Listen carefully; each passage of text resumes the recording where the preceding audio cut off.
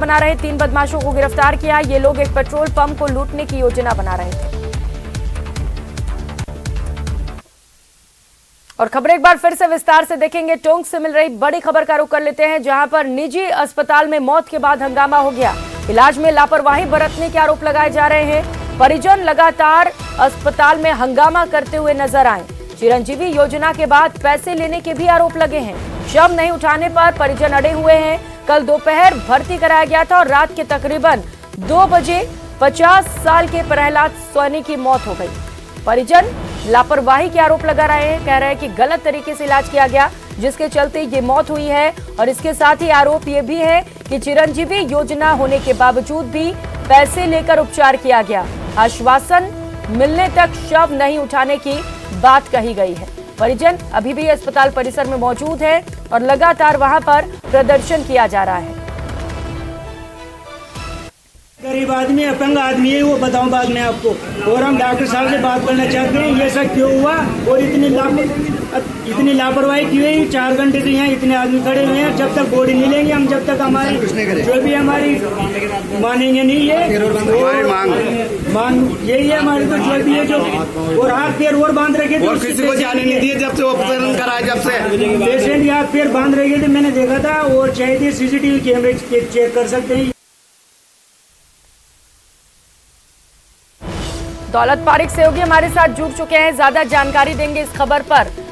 दौलत, सबसे पहले तो परिजन आरोप लगा रहे हैं लापरवाही के और कह रहे हैं कि पैसे भी लिए गए इलाज के। और चिंता की बात यह है कि अभी तक वहां पर कोई पहुंचा नहीं है समझाने के लिए। क्या चल रहा है वहां पर? बिल्कुल बताना चाहूंगा कि जो टोंक जिला मुख्यालय भी एक निजी अस्पताल है, यहाँ 50 वर्षीय प्रहलाद सैनी है, उसको कल भर्ती कराया गया था। और हार्ट अटैक की बात सामने आई कि दिल का दौरा पड़ने के बाद में उसको भर्ती कराया गया दोपहर 2 बजे और 4 बजे उसकी यानी मौत हो गई। परिजनों का आरोप है कि इसको जो इलाज करना चाहिए था वो इलाज नहीं हुआ है। स्टंट डाल देते, उसकी जगह छल्ले डाल दिए गए। अगर अस्पताल में जो डॉक्टर है उनको अगर जानकारी नहीं थी, उनको इलाज नहीं करना था, तो जयपुर रेफर कर दिया होता। और अगर कोई चीजें ऐसी थी तो उनको बताना चाहिए था।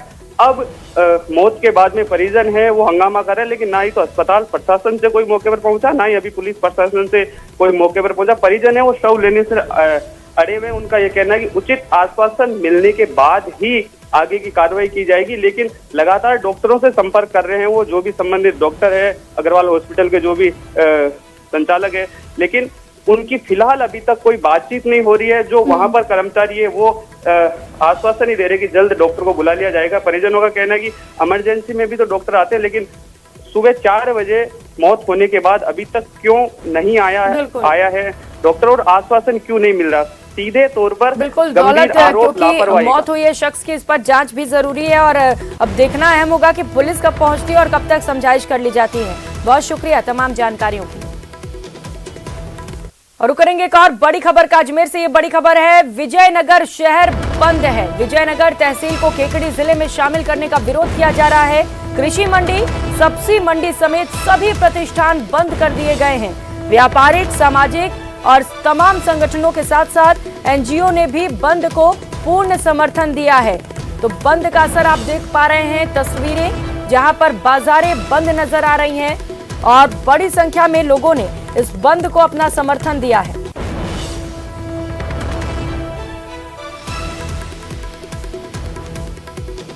पूरा का पूरा शहर आज बंद है, जिसके चलते लोगों को दिक्कतें भी हो रही हैं। विजयनगर तहसील को केकड़ी जिले में शामिल करने का विरोध किया जा रहा है और इसी को लेकर आज बड़ी संख्या में लोगों ने इस बंद को अपना समर्थन दिया है, जिसके बाद आज बाजारों में सन्नाटा पसरा हुआ है।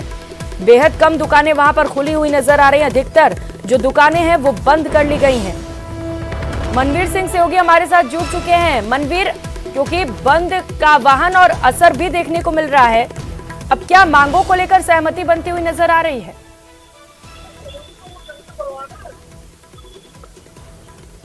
आवाज मिल पा रही है मनवीर आपको मेरी?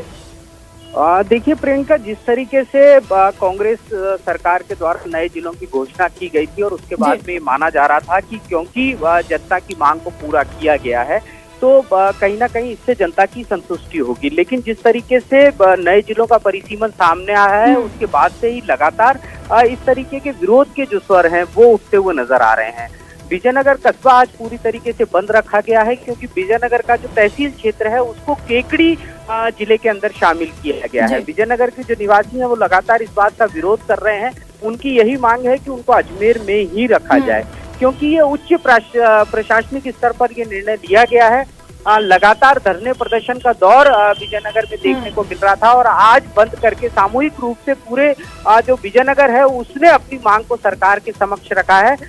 जाहिराना तौर के ऊपर अब जो गेंद है वो सरकार के पाले में है। देखना होगा कि सरकार इस विरोध को किस तरीके से लेती है, क्या कोई समझाइश का दौर चलता है और या फिर जनता की मांग को स्वीकार किया जाता है। लेकिन आज इतना जरूर कहा जा सकता है कि संपूर्ण क्षेत्र की जो जनता है वो सरकार के इस निर्णय के खिलाफ है कि विजयनगर क्षेत्र को केकड़ी जिले में शामिल किया जाए। बिल्कुल मनवीर, जब नए जिलों की घोषणा की गई तो जहां एक धड़ा संतुष्ट दिखा, खुशी मनाते हुए नजर आया, तो वहीं दूसरी ओर कई लोग इसे लेकर परेशान भी नजर आ रहे और लगातार प्रदर्शन भी किया जा रहा है। अब देखना है कि क्या कार्रवाई की जाती है इस पूरे मामले पर। बहुत शुक्रिया मनवीर तमाम जानकारियों के लिए।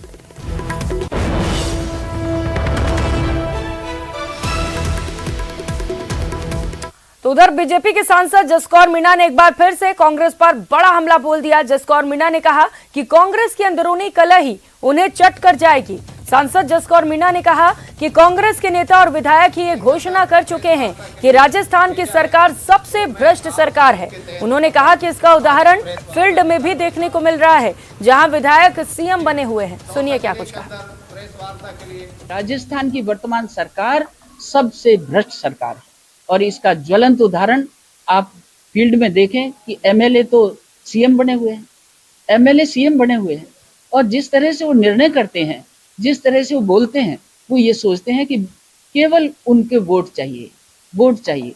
और हम भारतीय जनता पार्टी एक राष्ट्रवादी पार्टी है और भारतीय जनता पार्टी का प्रत्येक कार्यकर्ता ये सोचकर चलता है कि सबका साथ, सबका विकास और सबका विश्वास ये लेकर हम। और करेंगे एक और बड़ी खबर का। श्रीगंगानगर से ये बड़ी खबर है, जहां पर लगातार किसानों का हल्ला बोल जारी है। लगातार चौथी रात भी किसानों ने धरना स्थल पर ही गुजार दी। किसान आज से क्रमिक अनशन की भी शुरुआत करेंगे। एलएनपी नहर की 5 नंबर कस्सी पर 4 दिनों से ये धरना प्रदर्शन जारी है। 5 किसानों के द्वारा धरना स्थल पर क्रमिक अनशन शुरू किया जाएगा। एलएनपी नहर की 5 नंबर कस्सी पर 4 दिनों से ये किसान बैठे हुए हैं, धरना प्रदर्शन कर रहे हैं। 5 नंबर माइनर के बेड लेवल को सही कराने की मांग की जा रही है और उनका कहना है जब तक इस पर कार्रवाई नहीं की जाती है तब तक ये प्रदर्शन ऐसे ही जारी रहने वाला है। और अब बात धौलपुर की, जहां पीने के पानी की बड़ी परेशानी है। धौलपुर से महज 3 किलोमीटर दूर फिरोजपुर गांव में देखने को ये दिक्कत मिल रही है, जहां पर लोगों को पानी के लिए भटकना पड़ रहा है। सुबह से ही बर्तनों को लेकर महिलाएं और बच्चे निकल जाते हैं, 2 किलोमीटर का सफर करते हैं, फिर पहुंचते हैं कुएं के पास। रस्सी बाल्टी से पानी खींचकर बर्तनों में भरते हैं। यही नहीं, कुएं पर पानी भरने को लेकर ग्रामीण महिलाओं की भीड़ लगी रहती है। अपनी अपनी बारी का इंतजार भी करना पड़ता है। गांव में कहने को पानी की टंकी बनी है, लेकिन 5 साल हो गए, टंकी पर एक बूंद पानी भी नहीं मिला है। दरअसल गांव में पाइपलाइन डैमेज हो गई और जलदाय विभाग की ओर से उसे ठीक कराने की जहमत नहीं उठाई गई और नतीजा पेयजल की किल्लत। हम 4 दिन पहले हम गए तुम्हारे जहाँ तो कलेक्टरी में, तो वे हमारी पानी की समस्या की कही, तो वे पानी की न्यों कही वे सर ने कि हम टैंकर पहुँचा देंगे चाचे, तो हमने न्यों कही कि सर टैंकर ने तिकाए रहो और जे ऐसे टैंक करने दे कछूना है रो टैंक करने ते 40 वर्ष तो मने है चली भैया, पानी हतुनाने भरे भरे के बूढ़े है चले और मने को पानी कर दे भैया, तुम्हारी कृपा है। हम कलेक्ट्री गए और बैंक ज्ञापन दे के आए हैं और हमारी ये पानी की बहुत बड़ी समस्या है। हमारी माता बहनें जहाँ भारी परेशान रहते हैं और रास्ता हुआ थिनाने और जिस समझ लो के 24 घंटा मतलब और पानी इस कुएं में खत्म हो जाता है। और इस बुलेटिन में फिलहाल इतना ही, लेकिन खबरों का सिलसिला लगातार जारी है। आप देखते रहिए न्यूज़ 18 राजस्थान। नमस्कार।